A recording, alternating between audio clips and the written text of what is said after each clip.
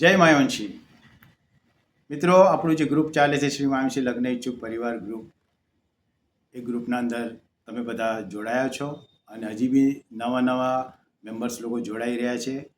ઘણા બધા પાત્રોના બાયોડેટા આવે છે, બધા એકબીજાને કોન્ટેક્ટ કરી રહ્યા છે અને ઘણી સારી વાત છે કે ધીરે ધીરે આપણું ગ્રુપ પણ વધી રહ્યું છે. આખા મહારાષ્ટ્રમાં, ગુજરાતમાં, આખી ઇન્ડિયામાં, યા તો ફોરેનના પણ ઘણા બધા પાત્રોના આમાં આવી રહ્યા છે બાયોડેટા. એટલે આ ગ્રુપ ઘણું ફેમસ થઈ રહ્યું છે અને લોકોને મદદ એના માટે મળે છે કે આ જ ગ્રુપમાં સંપર્ક નંબર તમે આપી રહ્યા છો, જેના કારણે લોકો એકબીજાને ફોન કરે છે.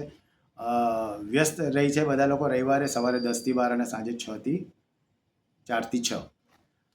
આજે ફરી એકવાર હું તમને રિક્વેસ્ટ કરવા આવ્યો છું કે ઘણીવાર જ્યારે પાત્રોના બાયોડેટા જોવામાં આવે છે, પછી જ્યારે ફોન પર વાત થાય છે કે ચાલો અમને આ દીકરીને મળવું છે યા આ દીકરાને મળવું છે, અને મળવા પછી નેક્સ્ટ સ્ટેપ એ છે કે એ દીકરાના માટે જે પાત્ર છે એની ઇન્ક્વાયરી ચાલુ કરીએ છીએ. એટલે કે કરે છે અમુક લોકો કે પૂછતાછ કરે કે ભાઈ આ દીકરો કેવો છે, એનો સ્વભાવ કેવો છે, એ બધાની સાથે કેવી રીતે રહે છે, હળી મળીને રહે છે, આ ફેમિલી કેવી છે અને આ ફેમિલીનું સ્ટેટસ શું છે, આ ફેમિલી કેવી રીતે આપણી સમાજમાં એમનો વ્યવહાર શું છે.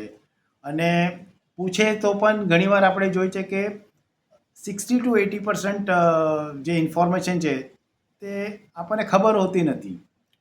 એટલે આજની તારીખમાં હું તમને કહું કે હવે સમજો કે હું મુંબઈ સેન્ટ્રલ પર પહેલાં મારું બચપન જે છે મુંબઈ સેન્ટ્રલ એરિયામાં ગયું છે, એના પછી હું સાંતાક્રુઝમાં રહેતો હતો, એના પછી અત્યારે હું વડાલામાં રહું છું. હવે મુંબઈ સેન્ટ્રલમાં આજથી સમજો મારે 30 વર્ષ 35 વર્ષ પહેલાં કોઈ વ્યક્તિને હું જાણતો હોઈશ તે ટાઈમ પર, અને અત્યારે સમજો એ વ્યક્તિના માટે મને કોઈ પૂછતાછ કરે કે ભાઈ આ જે વ્યક્તિ છે ફેમિલી શું છે, આ 30 વર્ષના અંદર ઘણી બધી વસ્તુ અપ્સ એન્ડ ડાઉન્સ આ ફેમિલી સાથે થઈ હશે. હવે એની ઇન્ફોર્મેશન મારી પાસે નથી. હા, ફેમિલી દરેક કોઈ પણ આપણને પૂછે તો આપણે સારું જ બોલીએ છીએ, પણ ઘણીવાર બહુ ડીપ ઇન્ક્વાયરી કરવા આવે કે ભાઈ આ ફેમિલીમાં બરાબર છે કે આ દીકરો બરાબર છે કે એના પપ્પાનો સ્વભાવ કેવો છે, એની મમ્મીનો સ્વભાવ કેવો છે, એની બહેનનો સ્વભાવ કેવો છે, એનો ભાઈનો સ્વભાવ કેવો છે, એના કાકા કાકીનો સ્વભાવ કેવો છે, એનો મામા મામીનો સ્વભાવ કેવો છે, એના ફુવા ફૂઈ ફુવાનો સ્વભાવ કેવો છે, એના દાદા દાદીનો સ્વભાવ કેવો છે, એના નાના નાનીનો સ્વભાવ કેવો છે.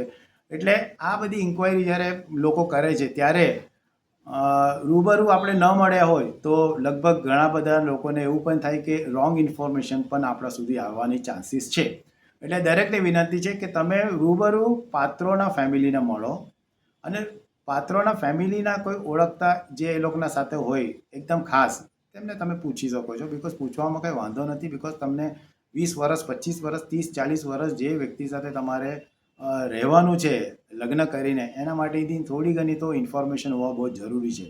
પણ એવી રીતે તમે ન જાઓ કે ઇન્ક્વાયરી એટલી લાંબી ચોડી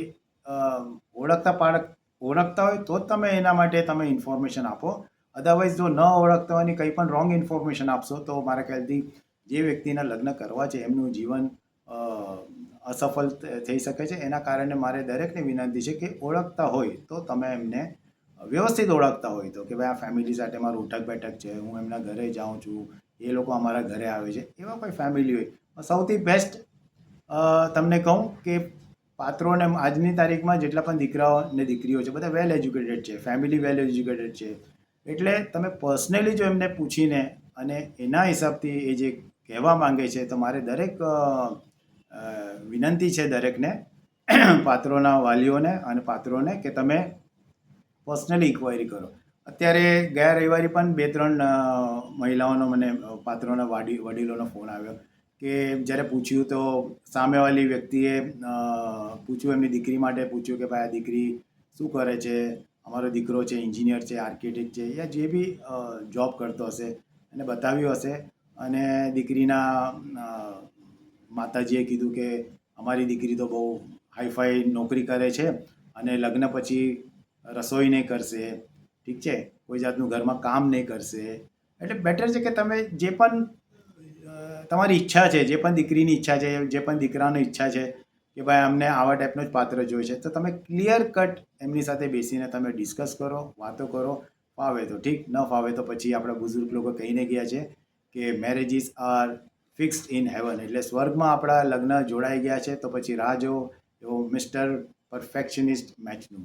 અને વહેલું તો પહેલું લગ્ન કરશો તો બહુ સારું. અધરવાઇઝ શું છે, આજની તારીખમાં જેમ ઉંમર વધતી જાય છે તે રીતે લોકોને રિસ્પોન્સિબિલિટી પણ વધી રહી છે. એટલે જેટલા જલ્દી લગ્ન થાય એના માટે બધા મળીને પ્રાર્થના કરે ભગવાનને. જય માયાવંશી.